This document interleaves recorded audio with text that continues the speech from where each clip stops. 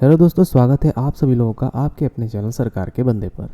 इस वीडियो में मैं आपको बताऊंगा कि कौन सा पोस्ट जो है वो सीपीटी है और कौन सा पोस्ट जो है नॉन सीपीटी है। ठीक है, तो इससे पहले अगर आप नए हो तो चैनल को जरूर सब्सक्राइब कर लीजिएगा। ठीक है, तो चलिए स्टार्ट करते हैं।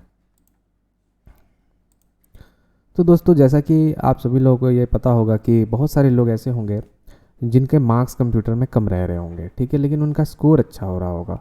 तो अब क्या होगा, अब पोस्ट प्रेफरेंस का जब पोस्ट प्रेफरेंस के लिए जब एसएससी ये डालेगा, क्या बोलते हैं, ऑनलाइन आपसे फॉर्म भरवाएगा, तो आप सभी लोगों के माइंड में होगा कि कौन सा पोस्ट पे आपको भरना चाहिए, कौन सा पोस्ट को आपको नहीं भरना चाहिए। ठीक है, तो इस वीडियो में आपका सारा डाउट क्लियर हो जाएगा। मेरे पास जितना डाटा है मैं आप चाहूँगा कि आप सभी को ये डाटा आपके तक पहुँचाऊँ।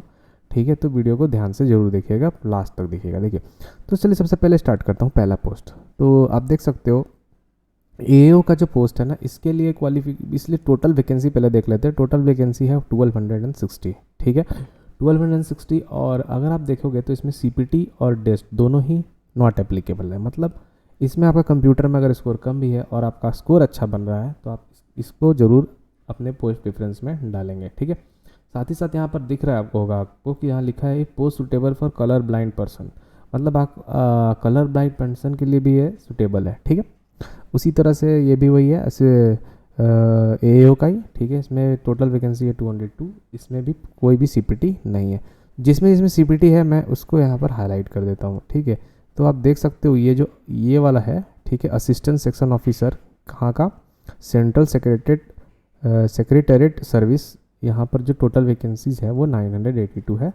और यहाँ भी आप देख सकते हो यहाँ पर सीपीटी खोजा है। ठीक है, तो इस पोस्ट के लिए सीपीटी खोजा है, मतलब इस पोस्ट में अगर आपका टाइपिंग अच्छा गया है और आपका कंप्यूटर मार्क्स अच्छे बन रहे हैं, हाँ, और मार्क्स ओवरऑल भी अच्छे बनने चाहिए। ऐसा नहीं कि आपने 250 नंबर लाया है और कंप्यूटर में 35 प्लस है तो आप इस पोस्ट के लिए आपको ये पोस्ट मिल ही जाएगा। ठीक है, आपके अच्छे 300 प्लस मार्क्स बन रहे हैं, 310 320 बन रहे हैं, तो अब ये सब पोस्ट के लिए एप्लीकेबल हो जाओगे। अगर ये पोस्ट के लिए आप एप्लीकेबल हो जाओगे अगर आपका कंप्यूटर में अच्छे मार्क्स है। ठीक है, इसी तरह से अब हम देखेंगे कि कौन से पोस्ट में, अब मैं सिर्फ उसी पोस्ट का बात करूँगा जिसमें सीपीटी है। ठीक है, आप देख सकते हो यहाँ पर एएसओ पोस्ट के लिए जो मिनिस्ट्री ऑफ रेलवे इसमें नहीं है। ठीक है, इंटेलिजेंट ब्यूरो में भी असिस्टेंट सेक्शन ऑफिसर के पोस्ट में नहीं है।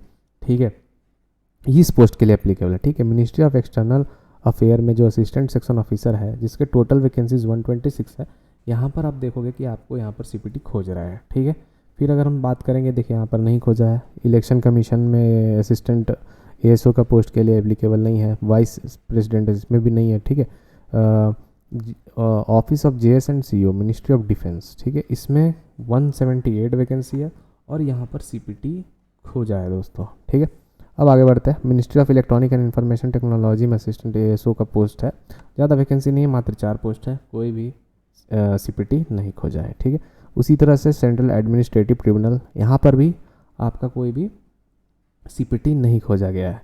Central board of direct taxes, income tax inspector of income tax, most of the favourite post है ये, इनकम टैक्स ऑफिसर। ठीक है, इनकम टैक्स इंस्पेक्टर। तो यहाँ पर टोटल वैकेंसीज है 6450। इस वीडियो के लास्ट में मैं आपको बताऊंगा इस पोस्ट के बारे में। 2021 और 2022 का जो वैकेंसीज है, जो रैंक है, उसको कंपेयर करके मैं बताऊंगा कि 2022 में कितने रैंक वालों को इनकम टैक्स ऑफिसर पोस्ट मिल सकता है। ठीक है, तो वीडियो को लास्ट तक जरूर देखिएगा। ठीक है, तो यहाँ पर भी देख सकते हो आपको सीपीटी पोस्ट ये नहीं खोजा गया है। ठीक है, तो इसमें भी कोई भी सीपीटी नहीं खोजा गया। कंप्यूटर में मार्क्स कम है, बस आप क्वालिफाई कर रहे हो, आप इस पोस्ट के लिए एलिजिबल हो जाते हो।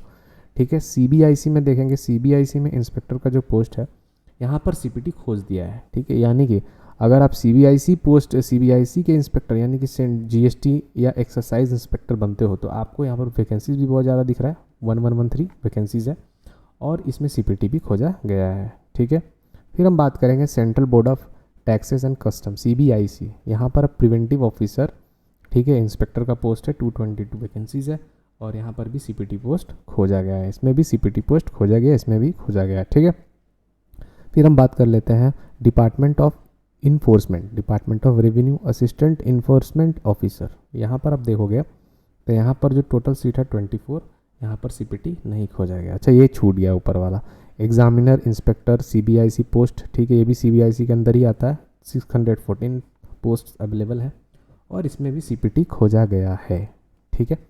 Ministry of textile, ministry of tourism, ये सब यहाँ पर जितने भी असिस्टेंट के पोस्ट हैं इसमें से सिर्फ मिनिस्ट्री ऑफ माइंस के जो असिस्टेंट के पोस्ट हैं जिसमें 53 वैकेंसीज़ हैं। 1 मिनट, इसको मैं थोड़ा सा साइड कर देता हूँ।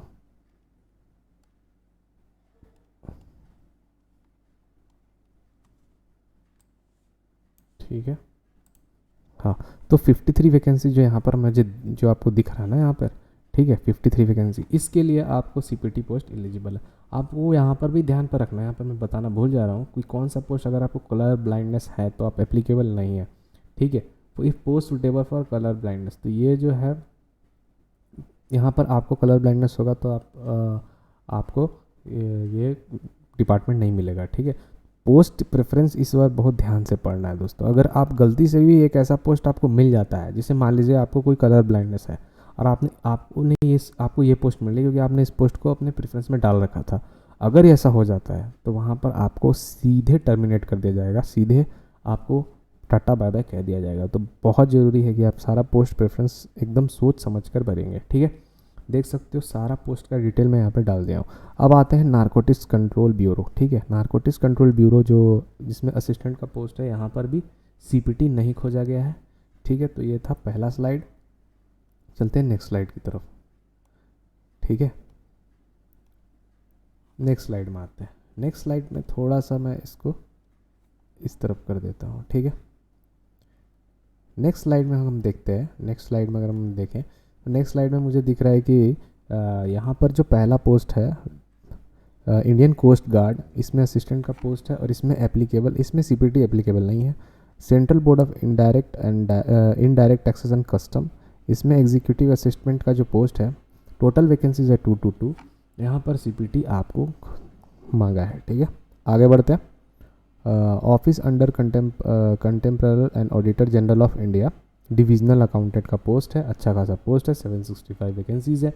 यहाँ पर भी कोई भी आपसे नहीं खोजा गया है। यहाँ पर भी नेशनल इन्वेस्टिगेशन ब्यूरो, यहाँ पर भी कोई नहीं है। तो यहाँ पर देख सकते हो narcotics control bureau, sub inspector junior static officer, बहुत सारा पोस्ट है। यहाँ पर कहीं पे भी आपसे सीपीटी नहीं खोजा गया है, ठीक है।